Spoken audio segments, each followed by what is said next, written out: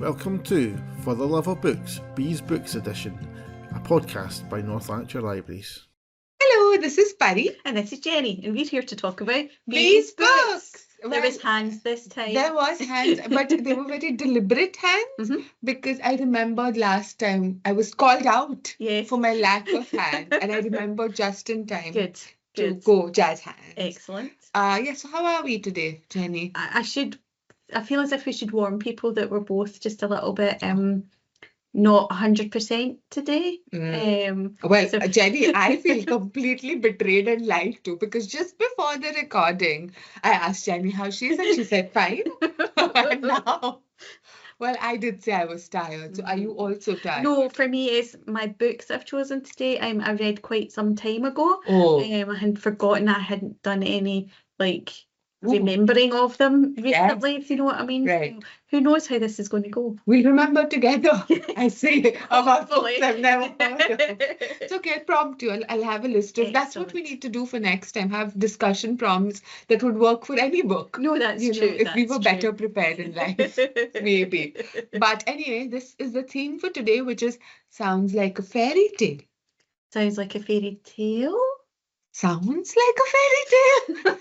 I take back the third one. That's just, it's too odd even for us. We're a fan of odd, but yes, it could be anything, basically. And I did go with the anything, basically. Because I think I did, but I'm not sure. You don't know. We'll find out together. So my first book is called The Reading Cure: How Books Restored My Appetite by Laura Freeman. Oh. It's a non-fiction memoir. Excellent Nice cover. book. Very good cover. It's another in the genre of books about books. Yes. You keep finding out more. Yes. But yes, we have a really good second. And the second book is one we both love. And you'll know why it matches this theme. It's called The City of Brass by S.A. Chakraborty. And it has a very helpful tagline as well. Be careful what you wish for, which is perfect for this. So I will talk more about my books, but I want to see your books. Okay, so my first one is a surprise to me as well. Murder Town by Shelley Barr. Okay. And my second one is A Rock and a Hard Place by J.D. Kirk. Okay. They are both crime books.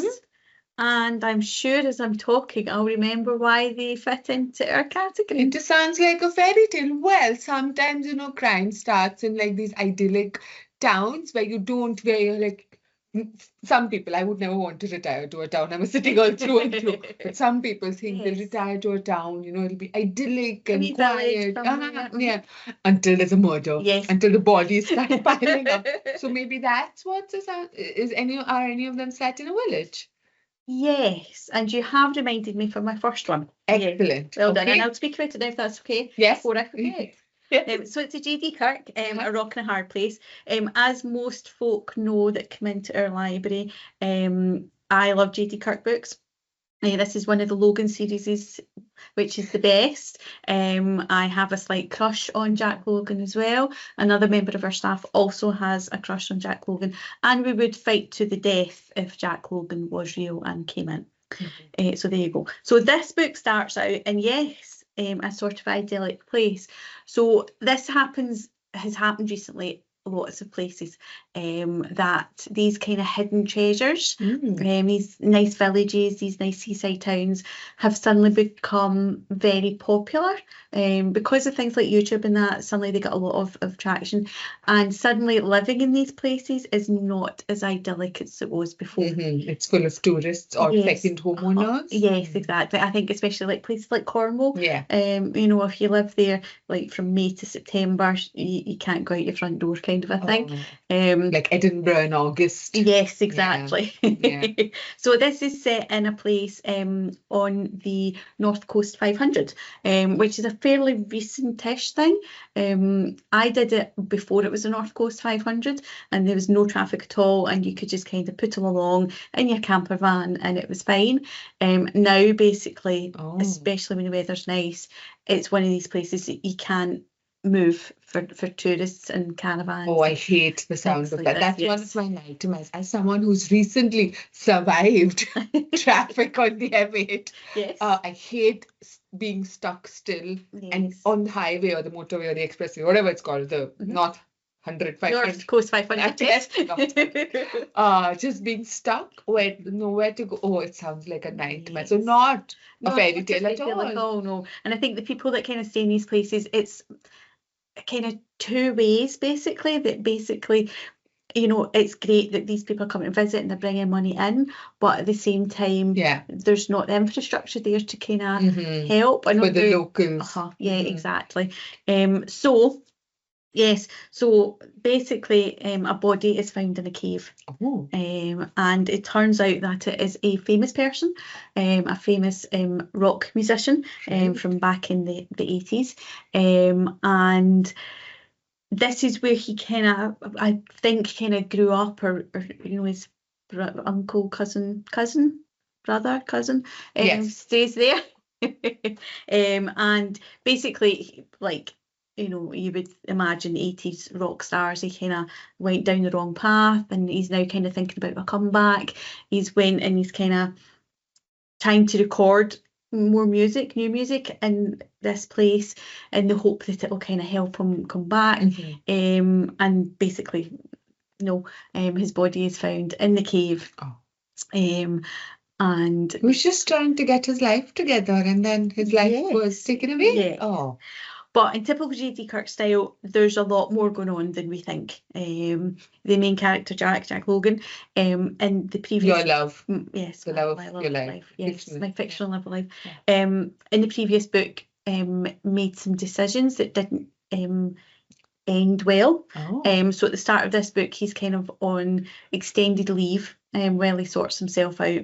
He gets kind of talked into coming as an advisor for this murder.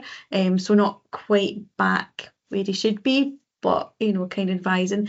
And it's strange, the first wee bit of the book is that he's not how he was before. You know, he's not kind of gung-ho, you know, he's not kind of just going in there and making decisions and, you know, doing things. He's kind of quite tentative, and the guy that's filling in for his job is a different kettle of fish. And, you know, had he been normal like he would usually be, they would have fought straight away, and, you know, there would have been fireworks and things like that. But no, he kind of takes a step back and is quite well, you know, you go ahead. And it's like, oh no, wait a minute, Yeah, who are you and what have you done? where's my Jack? Yeah. And his team are very much the same. They, you know, it goes into the village hall where they've set up their incident room. And the new guy, who's completely forgotten his name, obviously says something, and everybody kind of takes a slight step back and a breath because they know Jack is about to, you know, and Jack kind of goes, right, okay, we'll do it your way, and everybody goes, what? What just happened? So we're in the same place as his team. You know, we're kind of going, oh no, this isn't our Jack. Yeah. Good news is, as the book goes along, he kind of, you know, he kind of comes to terms with certain things and things like that. I'm not going to give too much away. But while all this is happening, obviously this 80s rock star who Jack loved as a child, you know, he had posters of him on his wall and everything. And it's another one of these things where you meet your heroes, even though he's dead. You know, he learns more about Johnny, I think is the name of the good 80s rock star name. yes. Learns more about him, and he's not the guy that was on his wall as a child, you know, on the poster kind of a thing. And it's a great book. The J.D. Kirk books, I think this is book like 107 in the series. It looks pretty new. It's brand new. Oh, wow. Yes, and there's a story there that I didn't get it first when he was first on the list. Anyway, I'll not grump. There's other loves Yeah, vying for his affection. exactly. Yeah. So I think this is book about 20 in the series or something like that, and they're brilliant books. They're exactly what you want them to be. They're really quick to read. And you know, there's at least one character in amongst all the characters that you will associate with, that, you know, you kind of feel sympathy for. You might not be in love with Jack Logan as I am, but there's other people in the team that are just brilliant, and he writes them so well. And at book 20 or whatever we're at, the characters have developed, and he keeps developing them. You know, there's stories happening for all of them behind the scenes, and they're just brilliant. And as I say, we recommend them to everybody that comes in and asks for crime, Scottish books, everything like that. J.D. Kirk's the man. So do you think, like based on what you were saying, and Mhm. even in terms of the character development of Jack, would it work to read out of order? Because you know some people aren't super bothered. No. Okay. No. This one probably, because I had completely forgotten what had happened in the previous book that Jack was thinking about, Mhm. and that didn't matter. Yeah. But I would always say to folk, read them in order or as close to order as you can get. Right. There are a few characters that popped up in it that are in the other books that don't make sense unless you know about them. Okay. And one of them has his own series. You know, there's things like that pop up. But Are they yes, standalone mysteries though, or are they? no, they're not. And Okay. this is the thing as well. So some of the earlier ones, there's a character called Mr. Whisper, I want to say, who, Sinister name. yes, Jack had dealings with in the past, and he kind of reappears and he's kind of threaded through a Okay. couple of them. So I would say yes, read them in order. Yeah. Try and read them in order. But yes, so yes, sounds like a fairy tale, going and living in one of these lovely kind of villages, and it's not as I mean, I suppose as long as you're not Johnny.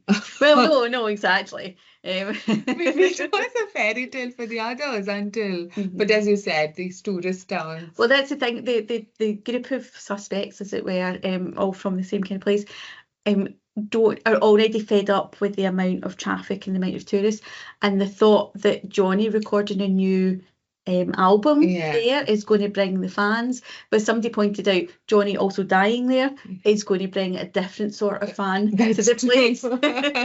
So So- it's a lose-lose Oh, yeah. situation Oh, there. so no, sounds like a fairy tale? No, exactly. Well, like your love, Jack Logan, two of the greatest loves in my life, one life, books and Mhm. food. Excellent. And this is a book about books about food. Mhm. So sounds great, sounds like a fairy tale, yes. But it is, so Laura is writing, we're on first name basis now. She's writing about her kind of anorexia. So when she was 13, she sort of became anorexic, developed anorexia. I don't know how you say it. So she's writing about her illness. And at the time when she's writing this, she's 30. So it's been a long period of recovery Mhm. and kind of like relapses a little bit and then coming back to it. So for her, food took a lot of space in her head, like the sort of controlling of food, the avoidance of food, the controlling of specific kinds of food and when and what you could eat. So I suppose like it sounds like my kind of book, and it was, Mhm. but in terms of sounds like a fairy tale, like, oh, a book about food, great, but it was actually really difficult at some places because she wrote, and I'm not really familiar with anorexia so much. I mean, maybe I know people who've dealt with it, but nobody who's close to me, so I haven't really encountered the kind of the lies that your brain tells you, and she does such a good job of writing about that.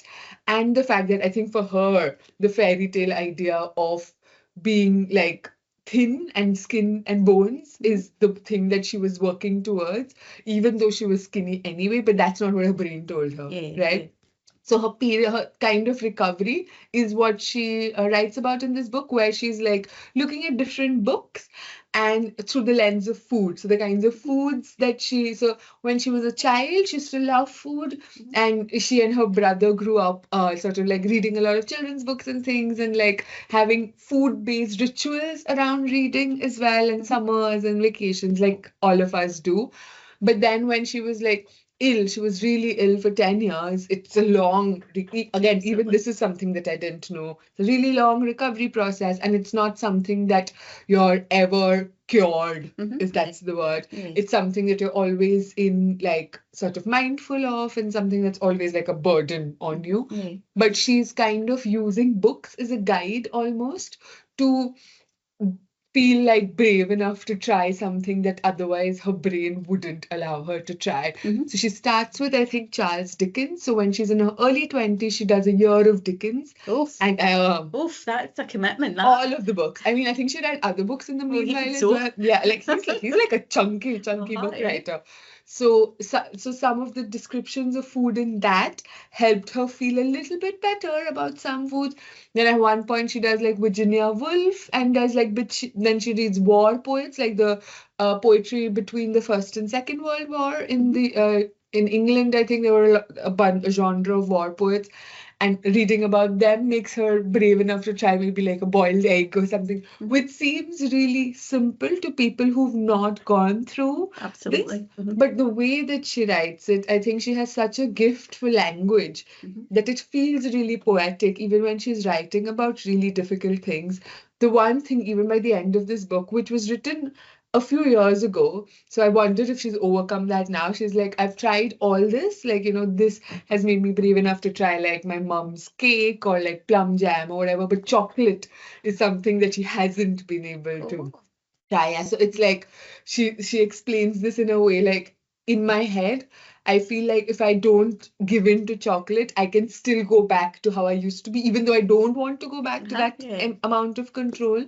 So it's just it was written, obviously, like really difficult for her. She writes that it's like a moment of catharsis for me writing this because it was really difficult, but it doesn't feel like that. I mean, like, obviously, we don't know her, but it doesn't feel like a difficult read. There are moments which, like, you're really sympathetic and empathetic towards her struggles, but the book is really about her kind of, well, I guess her life, but also about books and food and how important both of them were for her in different ways and how one helped with the other. And it's just really beautifully written and something that I think many people may not like want to try. Like they might say, oh, it's a book about food. Great.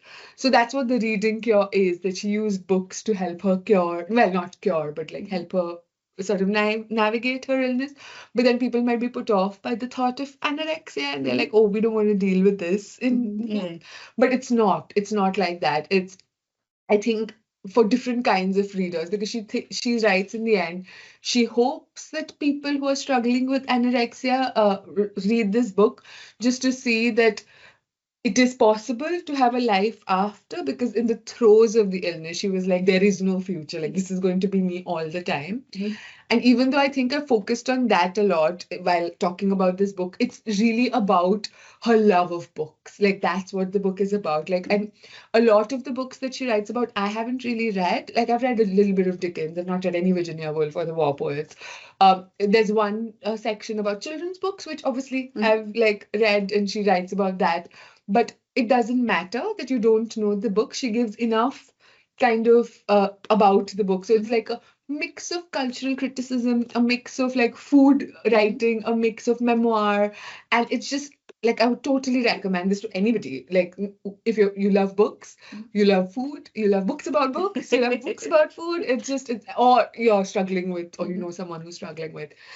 That's funny because I assumed it was going to be cookbooks. Going to be, when you first started it, it was going to be that she was trying out different cookbooks. It's much more interesting that it's like fiction, or so she does write, like in one of the sections she writes about two food writers who are also chefs. So one is M.F. Fisher, I want to say. No, I've never heard of her either. But the way she wrote about her, I've added her to my to-read list. Excellent. Because like I love food, and I love like she writes about it with so much gusto and passion that it influenced her as well. Like Laura, she's like, how can I say no to this kind of love letter to food? And another is Elizabeth David, who is like an English chef and like food writer as well a few decades ago, who I'd vaguely heard of, but I don't know that much. But there is like food writing about like and by chefs. But again, it's not like if someone is super interested in that, that section would really stand out to them. But I think there's enough for different kinds of readers and different kinds of food, either lovers or food neutral people. Like they're like, oh, we're not really fussed about food. And even then, I think this book would like move you in some way. So I have an important question now that I've spoken about this for you. Is there a meal in a book that you still think of, that you read in a book and you still, or if you did at some point, like it completely like opened up your mind and like you romanticized it. Well, for you put better me or on the worse. spot I now. have, yes. I'm going to say sharing a pot noodle with Jack Logan. Oh, well, that's a great one. Did that happen? So his girlfriend very much lives on pot noodles because she's always doing things. And occasionally, I'm not sure he's too keen on the pot noodles. He's more keen on the company. And I think for me, although I like food, it's the company while you're eating the food that makes the difference. Yeah. You know, I mean, sometimes that company is a book. Sometimes I'm very much a reader when I'm having my dinner. Yeah. If there's nobody else about. But also the company. But that's actually what she does write about as well. So that would be perfect because that's for her, it was about the journey. So the food itself, it's like this, it evokes memories of certain moments and certain people and certain places, but it is very much about the connections that she makes with people and sometimes with books, like in this case. So yeah, she would have like given full marks to your answer. You have one? Well, you put me on the spot, so I did have time to be prepared. So I did think of this question while I was reading, but it's always been Enid Blyton's Picnic. I knew you were going to say that. Picnic, even though like I think it's because of like picnics were not such a big thing like growing up in India, except when we went on school trips and stuff, you know, the school students would sit, but it wasn't like a sort of social event outside of that. And even though the food, because Enid Blyton was writing in just during the Second World War and post-war when there were a lot of rations. Absolutely. So she really romanticized like things like boiled eggs with a twist of salt or tomato sandwiches. And I was eating much nicer food than that in India. But still the idea of, and like you were saying, it's the people, the places, the adventures, and also her Magic Faraway Tree series, which was like completely made up lands, so the lands of birthdays or the land of tea parties. So that was a very different kind of romantic. But I'm just chasing the high that Enid Blyton food description left me. Interesting. And what children's books did she speak of? Harry Potter was one. She grew up reading Harry Potter, Roald Dahl as well. She wrote like quite a few. So she, in each chapter, like sometimes she writes about a specific writer, like Charles Dickens, and Virginia Woolf was one, because Virginia Woolf also had issues with illness, like depression and stuff. So she really found it like resonant in a way that was a little uncomfortable as well, based on what happened to Virginia Woolf. But in the children's section, she has like a bunch of different things, because I think children's books are really open to like sort of the enjoyment of food. Like, you know, it's not just like to get you through the day, like Jack Logan's girlfriend does. Like she just has other things to do, whereas they like relish it, you know. So I think that had more books, and like my memory. So this is you putting me on the spot, because but Harry Potter is the one that she returned to, which like, you know, in the train going to Hogwarts for the first time. They share, like Harry shares his loot with Ron, and Ron has these corned beef sandwiches, which is like, my mom always makes me these and I hate them. And they like, you know, that is sort of the basis of friendship, the sharing, because he never had anybody to share food with. It's interesting that you said when she was younger, it was a brother that she kind of shared that with. So she writes about that, like in the last chapter, I think in the epilogue, she's like sort of reaching back to all the connections that she's written about throughout the book, like friends and family and stuff. And yeah, the brother was like a big part of it, because they'd like have like rituals about sweets and candies and things and sharing with each other and like just sort of reveling in food. So I really loved this book and I would recommend it. It definitely sounds like a book that could be recommended to different people. Do you know what I mean? It's not like, say, a crime book that you kind of know, you know, that a crime person's going to like that. And that's, you know, it sounds as if there's a lot in it. And it's also not like, you know, by now the kind of nonfiction, like sometimes I'll throw a nonfiction your way, which you'll be like, why would you ever read that? But it's still like, I still like stuff. Sometimes it's more challenging and difficult, but it's always written in accessible language. And like, you know, it's trying to invite you in rather than show off how much you know about something. And this is very much that. She is like a writer. And I think like, and she writes with so much love about books, and also with like hesitant, reluctant like about food, but how much food has like sort of shaped her life in both bad and good ways. So and is that her day job? Is she an author or? She is a columnist.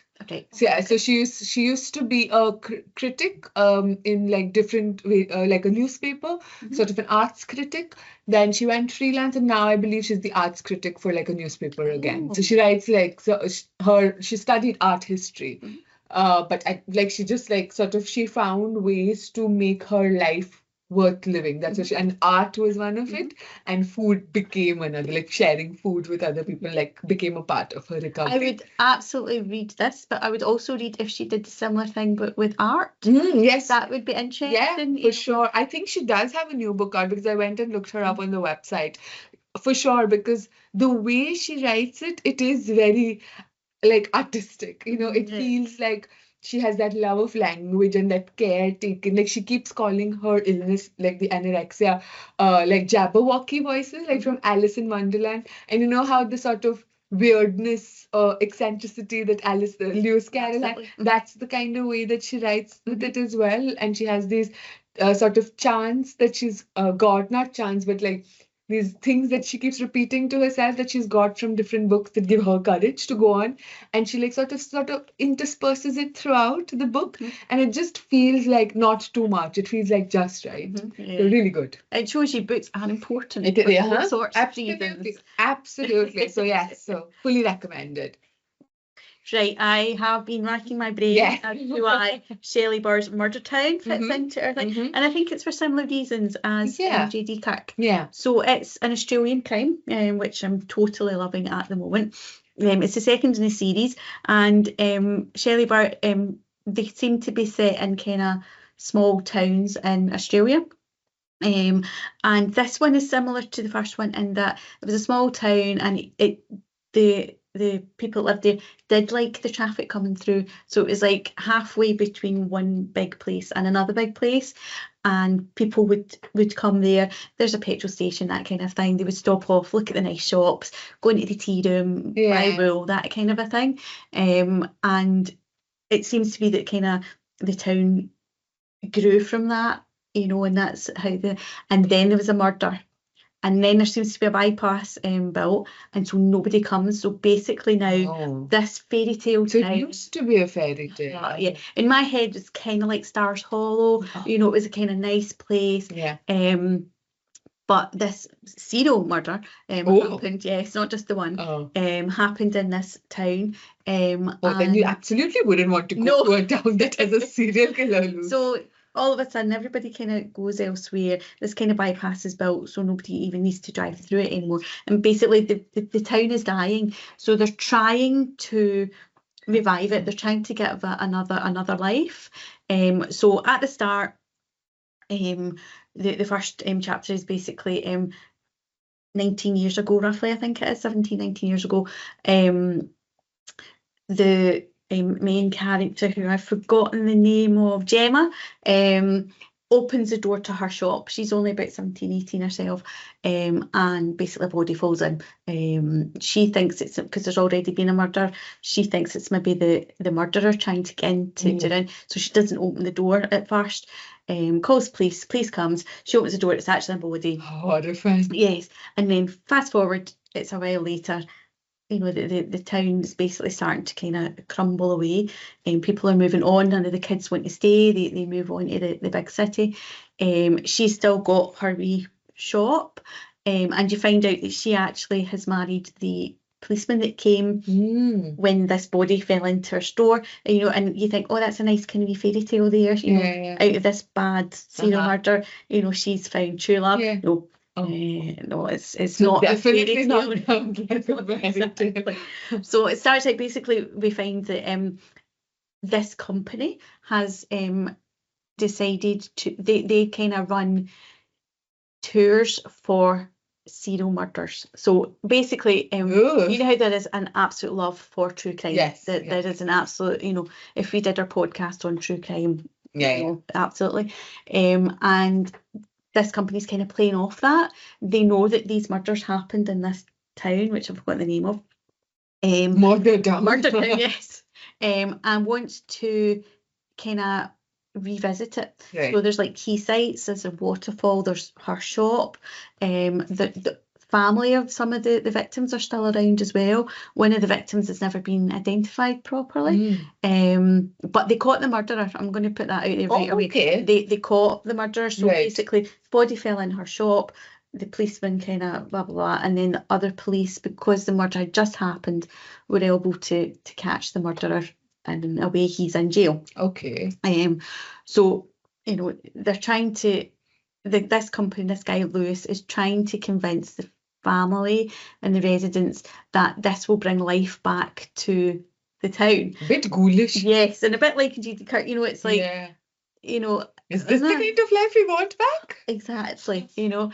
So he's trying to sell this to him, to these people, and then another murder happens, and basically it kind of, Is it the same MO? yes, it looks like a kind of copycat. In the fountain where one of the bodies was found, and we see most of it from Gemma's point of view, and she's kind of at that point where she's not sure, does she want to stay, does she want, you know, she's got a child now, who's sort of 16, 17, and was kind of basically conceived the night of the murder. You know, does she want to stay, or, you know, is there opportunities for her to go elsewhere? There is so much more in it, though. You learn that, I'm not going to spoil it, because I would love everybody to read it, but everything is not as it appears to be. The murders were not as they appear to have been. And while all this is happening, in the previous book, there was a man who was called something, I can't remember. In the previous book, yes. And he did something, and he's in jail. So he was a private investigator. He was investigating something, but again, there was a lot more to it than that. Turns out his dad might have been involved in some of them. He did something bad. He's in jail, and he's in the same prison as the murderer, the original murderer. And it flicks back to him every now and again, because the guy's old now. He was old when he was there, but he's old, he's got health issues and things like that. And our hero from the prison is kind of trying to learn from him who the mysterious lady was, the person that's never been identified. And obviously, you know, technology's moved on so far, but nobody wants to exhume a body, nobody wants to do that. So they've only got a tiny bit of DNA on record, things like that. So he's trying to find out from him. Yeah. Him and Gemma start a conversation, strangely, because he basically he's in prison, he can't be in the town, but he's got all this, you know, he's an investigator, he knows how to do these things. This is what he's done for a long time. So he ends up phoning up the wool shop, the tea shop / wool shop, speaks to her, and they kind of start talking. There's just, can see your face, you're like, stop talking, Jenny. But there's so much in it. So is it like a mystery then? So basically, the centre of it is who murdered this guy. Right. Yes, and you're trying to find out alongside Yeah. Gemma and this prison man. Yes. Yes. I'm just going to call him Jack, Okay. because, you know, but there's so much more going on. So the 3 murders that happened, you're learning more about those as the book goes on, because you know, we're looking at a copycat as far as we know, and how do they know certain, you know, how do they know, and you kind of find out more about those murders. We do find out who the unnamed body was, which is good, but there's a whole other story behind that, and you learn that this fairy tale village, even before the murders, wasn't as fairy tale as it was meant to be. I'm intrigued. Yes, I would say that it's more of an intrigue book. You want to find out the stories behind everything. Yeah. You want to find out,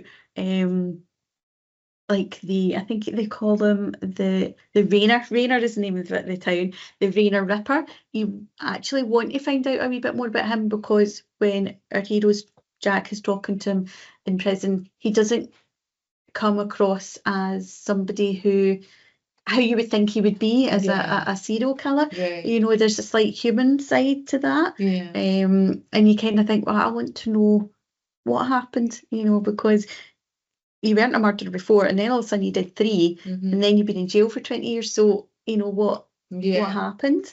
You want to find out a bit more about Gemma and her policeman husband.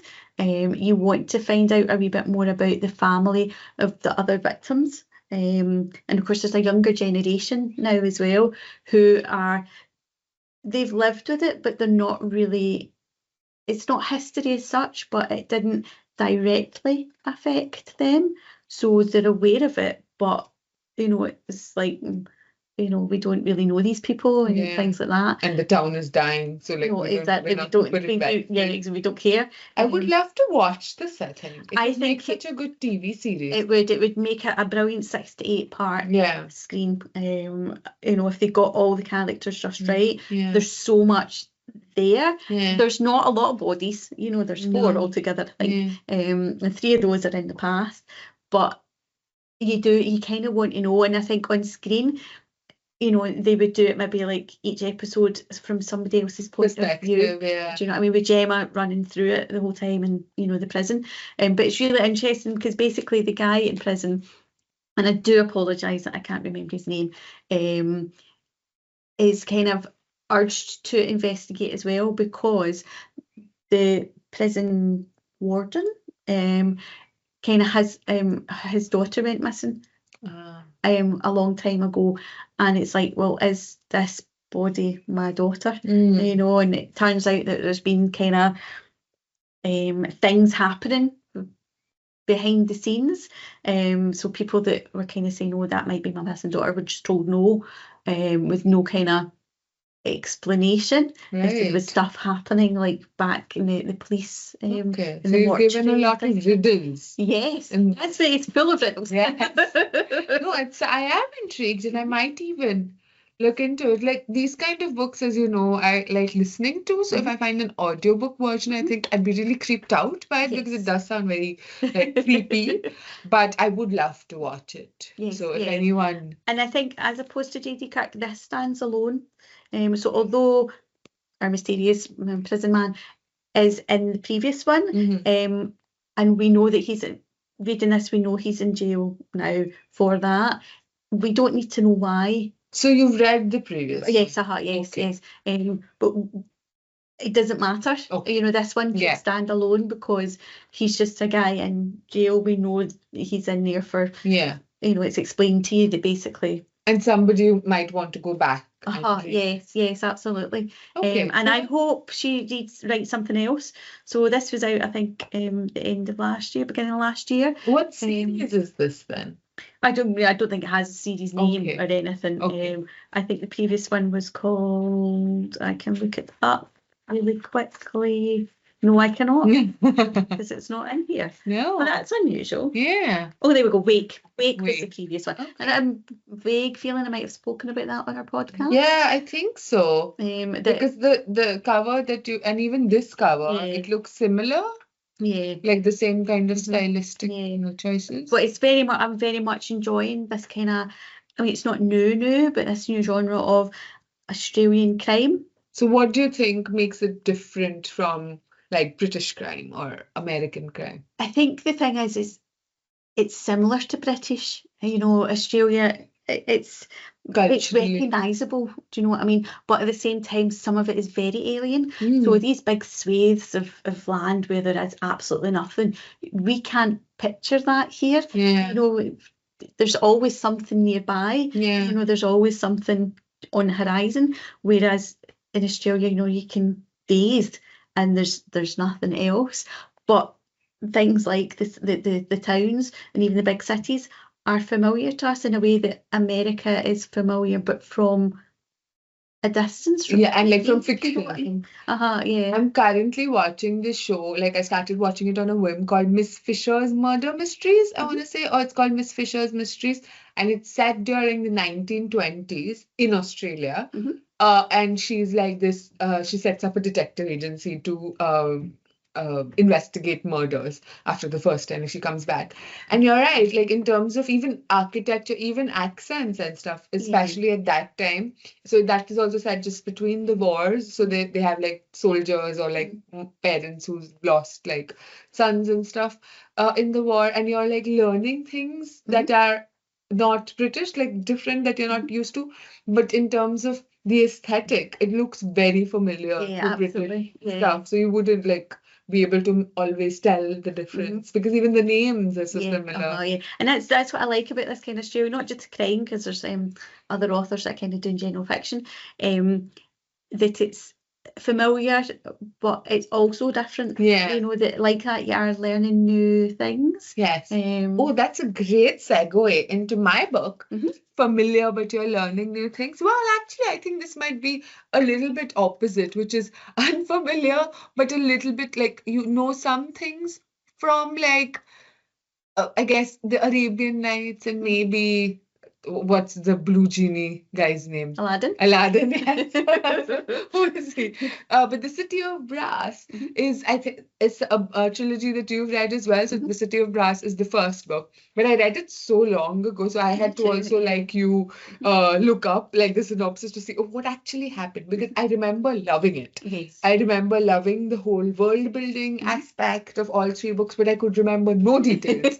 None. So it starts off in 18th century Cairo. Did you remember this? I certainly did not. I would not have been able to tell you the century. Yeah, and same. I thought it was like now. Oh, Cairo. no. Yeah. See, I thought it was a long right. time ago. Yes. Well, it's because I think the confusion was there was like there's a parallel world, like a parallel fantastical world going on. But Yes. basically, Now you've said that. yes. But basically, we start in like regular, everyday human humdrum 18th century Cairo, and the protagonist, well, one of the protagonists, Nari, who lives on the streets and is like a con woman. She's trying to get by and like swindle like all the rich like Ottomans and like whoever nobles and stuff for whatever she can. But there's a few weird things about her which she uses to her advantage but doesn't think to question really because she's like it's helping me. But basically she can figure out when someone is ill. She can help them. She can help heal them. She also heals herself really quickly without any kind of medicine or whatever. She also is able to like pick up languages. Like she can recognize languages even if she's never learned to speak them. She can recognize languages. But she's like, oh, this is just a quirk of my life. Let's go along.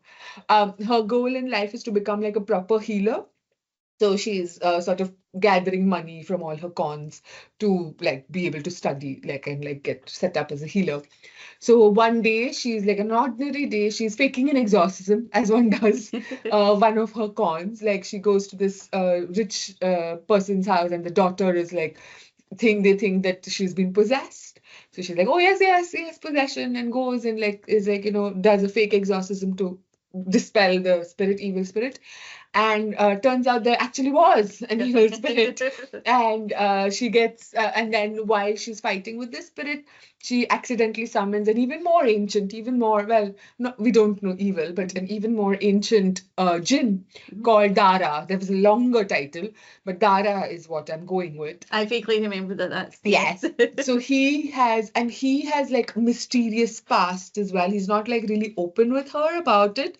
But they become sort of reluctant allies because this evil spirit is now on the hunt for Nari because he recognized some of the kind of powers that she was not too fussed about. And he's now interested in her, and that's not the kind of interest you want. So Jin decides that we need to go to this magical parallel fantastical world called Devabad, which is full of jinn and magic and wonders, which does sound like a fairy tale. Absolutely. Like, she's like being taken away, and he thinks that her magical powers are actually like from this long lost lineage of powerful like rulers in this thing. So you need to come and reclaim your birthright kind of thing. And she's like, I don't really want to. I'm fine in Cairo. Thank you very much. She's absolutely not into this whole. She's like, I just want a simple life. I don't want this. But he's like, she's on the run. So that's going to be the safest space. And then she enters the city of brass, as it is, the Devbad. And there she realizes that there's these different factions. So different tribal conflicts. So that's the jinn, which would be a genie in like a Western thing. But they're not the kind of jinn that you've heard of in fairy tales. And then the other tribe is the devas, who used to be the rulers and now no longer are. And then there's these half jinn, half human kind of group as well. and they're like the most oppressed. They're like nobody likes them because they're like the worst of all. And she is one of them. She's like half jinn, she's half human, but she now has powers from like the ruler. So she basically throws everything upside down. And it's the kind of book, I think, like we both read fantasy, I think, for slightly different reasons. And I think it has something for both of us. Absolutely, yeah. Like the world building is so incredible in terms of like the complexity and stuff, like that it feels like a lived-in world. It has a lot of like, I think, Islamic influence and a lot of Western Asian kind of influence, which we both might not be super familiar with, but it's enough to like it, like you feel like you're a part of it. Like even if you've not grown up listening to these stories and stuff.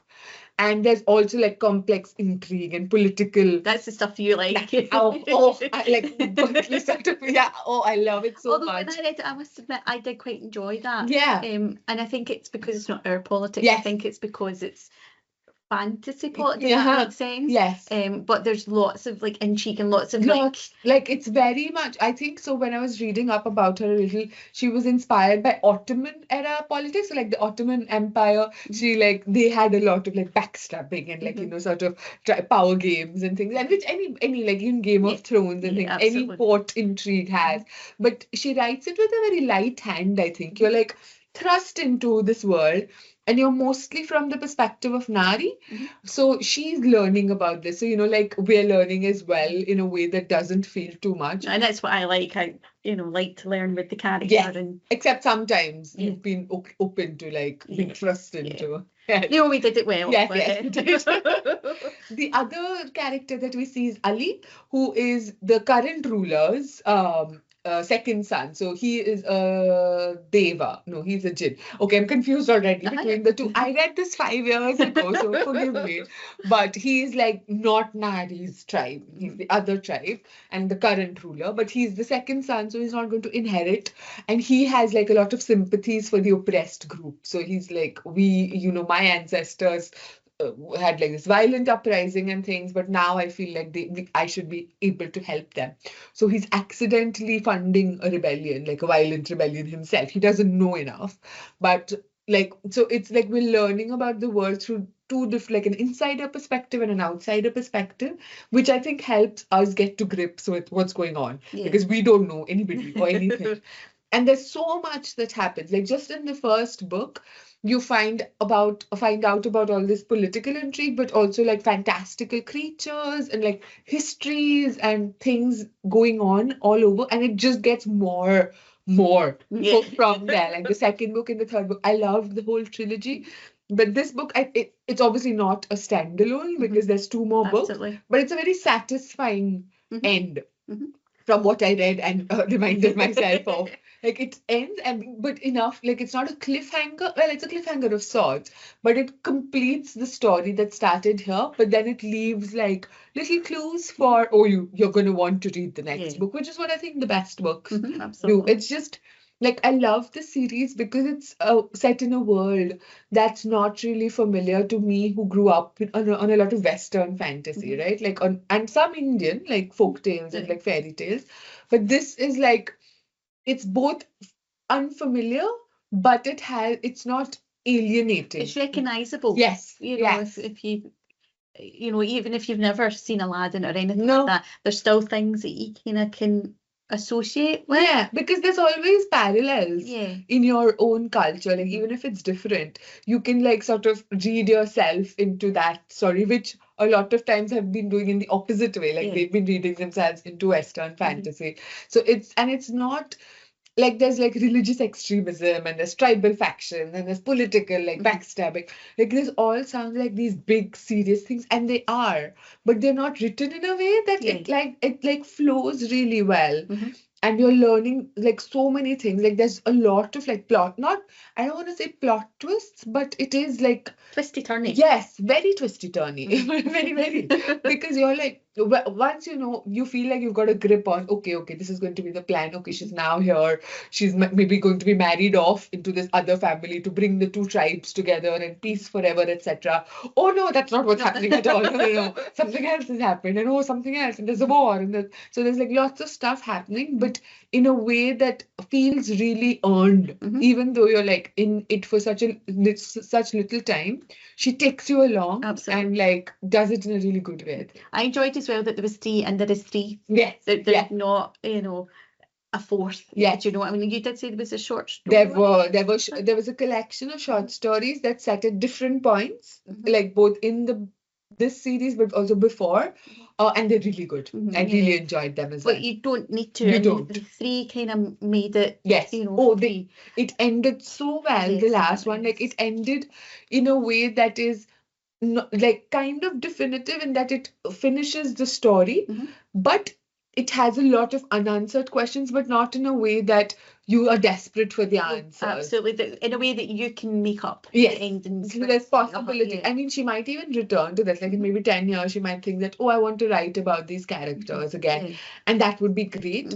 But in the meanwhile, or if it never happens, no, it's, and you can, and it doesn't tie it up neatly in a bow, which sometimes you want like, please tell me.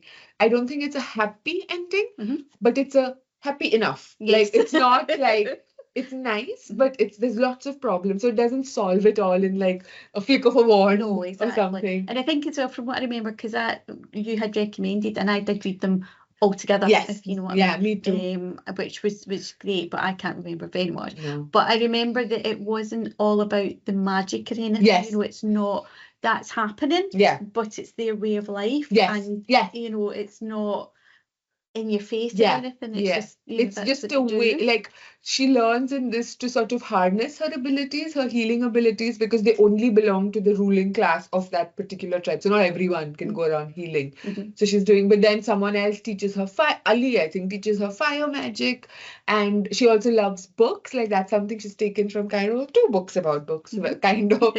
But it's you're so right. It's not. I mean, the magic is just kind of like a technology, like how we would use something. So it's a part of our life, but it's not the point of our life. And there's like and there's lots of connections going on, some betrayals. Yes. Like, actually, many betrayals happening. The betrayals keep happening. Like, in this, there were a lot of betrayals, and they keep happening. But again, I don't think that there's no one good or one bad character. You see it from different perspectives. In the second and third book, there are more perspectives that come in, and you see the motivations. Absolutely. Even if you don't always agree with it, you're always seeing, they're trying to do best in terms of the circumstances and like whatever. Exactly. There's some revenge and things as well, like revenge plots. But it's all, like I said, it feels really earned. And she's a really good character. You immediately, I think, even though she's a bit of a scoundrel. Yes, she is a scoundrel. You immediately like that. Yeah. Know why. Yeah. Or want to know more. Yeah. And she's not like perfect. No. Like she makes like stupid decisions, and she like sometimes, but she's trying to do her best. Yes, exactly. And Ali as well. Like I like the 2 protagonists. Their sort of things vary. Like their motivations, ultimate motivations vary. But I think even like throughout the books, we're trying to see everyone trying to do their best. But very different results. but well done. And has she written anything else? She has. I'm pretty sure she wrote one about a pirate queen. Not a pirate queen, a retired pirate who's then called back on one final heist on the seas. And it was the adventures of Amina al-Sharaf, something like that. So I've read that. I did read that one. It was a fun time, a romp. I did not love it as much as this, just because this speaks to so many of the things I love. That one was like a standalone, fun, but not love. No. And they're beautiful covers as well, aren't they? Yes. They're just, lovely. So the second one, I think, is called something of Copper, I want to say, not the city, the Kingdom of Copper and the Empire of Gold. Yes. Yes. Yes. By looking, but yes, very much recommend to different kinds of fantasy readers. Absolutely. So I think that is us for today. Yes, I'm hoping slightly shorter than Well, yes, maybe. We'll find out as soon as we find out what we're going to be talking about next time. So our next theme is hidden figures. Oh, hidden figures. I actually, this came as such a surprise to me, even though I had secret knowledge of the theme. It's like, oh, yes. Okay, so it could, as you were saying, when we had like kind of discussed this before, the figures could be anything. Yes. It could be, you said numbers, which did Yes. not occur to me at all. I was thinking like monsters, Mm. but it could also just be a person. Just like Yes. We'll a find out. rando. Yeah, so we will find out because we don't know. But in the meanwhile, thank you so much for listening. Thank you. Bye. Bye.